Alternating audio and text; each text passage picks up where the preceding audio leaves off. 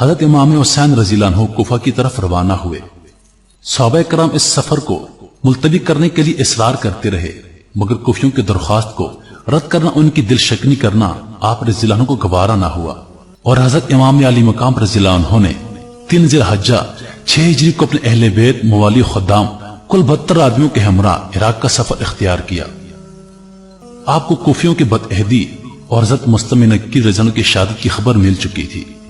جب آپ کا لشکر کوفہ کے قریب پہنچا تو یہاں ہرون زید ریاحی 1000 مسلح افواج کے ساتھ آپ کو گرفتار کرنے کے لیے بھیجا گیا۔ ظہر کے وقت آپ نے اذان کا حکم دیا۔ نماز کے بعد آپ دستہ ہور کے سامنے لے گئے اور فرمایا، اے لوگو، میں تم سے معذرت کرتا ہوں، لیکن میں خود یہاں نہیں آیا، بلکہ میرے پاس تمہارے خطوط آئے تھے کہ ہمارا کوئی امام نہیں، آپ آئیں گے، ممکن ہے کہ آپ کے ذریعے اللہ پاک ہمیں ہدایت پر لگا دے۔ اگر تم لوگ اپنے عہد اور بیعت پر قائم ہو تو میں تمہارے شہر میں داخل ہوں، ورنہ یہیں سے واپس چلا جاؤں گا۔ ہر کے دل میں خاندان نبوت اور اہل بیت کی عظمت ضرور تھی، مگر وہ زیاد کے حکم کے ہاتھوں مجبور تھا، جس کی وجہ سے وہ اپنی بات پر اڑا رہا، یہاں تک کہ حضرت امام حسین رضی اللہ عنہ کو کوفہ کی راہ سے ہٹا کر کربلا میں نزول فرمانا پڑا۔ یہ محرم 21 ہجری کی دوسری تاریخ تھی۔ آپ نے اس مقام کا نام دریافت کیا تو معلوم ہوا کہ اس مقام کو کربلا کہتے ہیں۔ ابھی خیمہ زن ہی ہوئے تھے کہ حضرت امام حسین رضی اللہ عنہ کی خدمت میں ابن زیاد کا مکتوب پہنچا، جس میں یزید کی بیعت طلب کی گئی تھی۔ آپ نے قاصد کو جواب دیا کہ میرے پاس اس خط کا کوئی جواب نہیں۔ اس جواب سے ابن زید کا تیش اور زیادہ بڑھ گیا۔ اس نے مزید فوج عمر بن سعد جو گورنر تھا اس کی سپہ سالاری میں روانہ کر دی۔ یہ تمام لوگ حضرت امام حسین رضی اللہ عنہ کی عظمت و فضیلت کو اچھی طرح پہچانتے تھے۔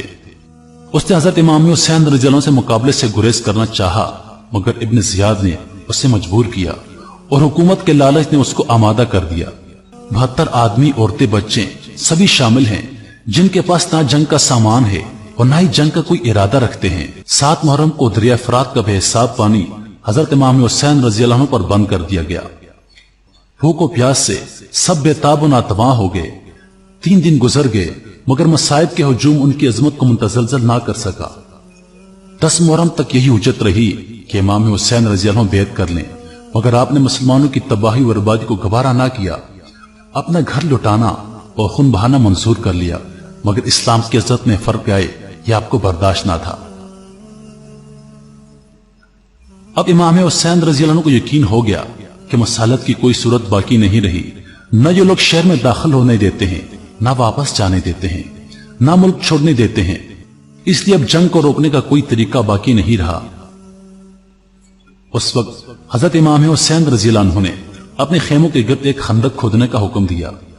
خندق کھودی گئی اور اس کی صرف ایک راہ رکھی گئی جہاں سے نکل کر دشمن سے مقابلہ کیا جائے۔ خندق میں آگ لگا دی گئی تاکہ اہل خیمہ دشمنوں سے محفوظ رہ سکیں۔ 10 محرم کا قیامت خیز دن طلوع ہوا، جمعہ کا دن تھا۔ حضرت امام علی مقام رضی اللہ عنہ نے اہل بیت اور تمام رفقا کے ساتھ فجر کی نماز ادا کی۔ نماز کے بعد اپنے خیمے میں تشریف لائے۔ اہل بیت 3 دن سے بھوک پیاس سے نڈھال، ایک قطرہ پانی میسر نہیں، پھر بے وطنی، تیز دھوپ، گرم ریت، صحرا کی ہوا، مگر عزم و ہمت اور پائے استقلال میں لرزش نہیں۔ جنگ کا نگارہ بجا دیا گیا۔ امام حسین رضی اللہ عنہ اس وقت ایک خطبہ بھی ارشاد فرمایا تاکہ حجت تمام رہے۔ پھر جنگ کا آغاز ہو گیا۔ علی المرتضی رضی اللہ عنہ کے خاندان کے بہادروں نے کربلا کی زمین کو دشمنوں کے خون سے لال زار کر دیا۔ اس طرح خاندان امام حسین رضی اللہ عنہ کے نوجوان اپنی بہادری کے جوڑ دکھا دکھا کر امام حسین رضی اللہ عنہ پر قربان ہوتے چلے گئے۔ تمام شہزادے شہید ہوتے چلے گئے۔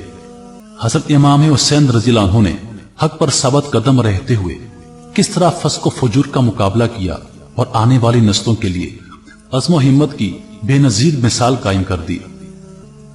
حضرت امام حسین رضی اللہ عنہ پر آنے والے مصائب سن کر چند آنسو بہا لینے سے کچھ نہیں ہوتا۔